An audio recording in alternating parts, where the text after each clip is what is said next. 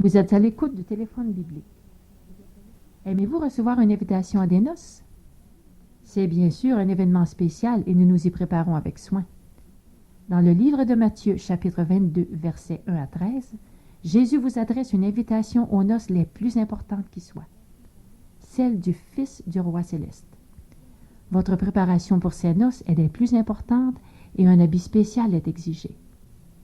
Mais quelle bonne nouvelle, vous n'avez pas à l'acheter, il vous est offert gratuitement par le roi. En le portant, vous honorez votre souverain. À un certain moment, le roi entra pour voir ceux qui étaient à table. Verset 11. Cet examen symbolise l'œuvre du jugement. Il se déroule au ciel tandis que les hommes vivent encore sur la terre.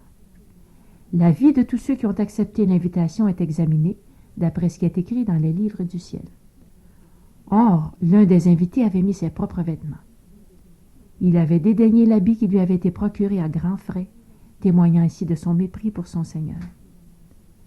Le roi lui demanda, « Mon ami, comment es-tu entré ici sans avoir un habit de noces ?» Verset 12.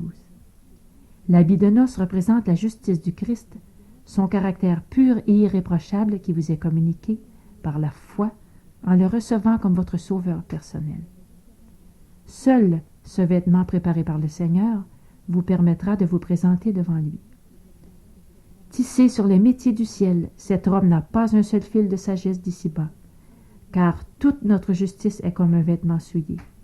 Ésaïe 64, 5.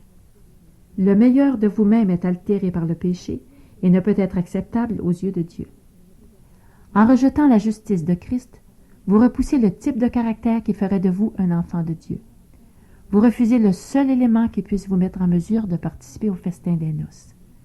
Quand le roi demanda « Comment es-tu entré ici sans avoir un habit de noces ?»